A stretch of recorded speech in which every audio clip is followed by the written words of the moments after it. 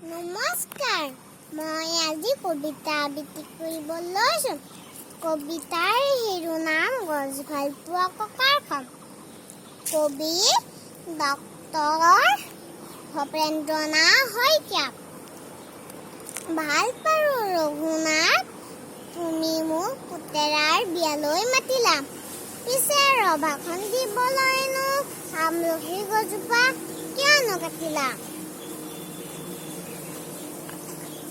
আলহী অতিথি যাব, ৰভা নাইকিয়া হ'ব। বোৱাৰীয়ে ঘৰখন দিবহি পুৰাই। পিছে কোৱাচোন ৰঘুনাথ, আমলখি গছজোপা সহজতে পাবানে ঘূৰাই? দৰাটিক মাতাচোন, এজোলোকা আশীৰ্বাদ দিওঁ আৰু যাওঁ। গছজোপা কটাৰ বাবে লুচি ভাজি ৰসগোল্লা একো নাখাওঁ।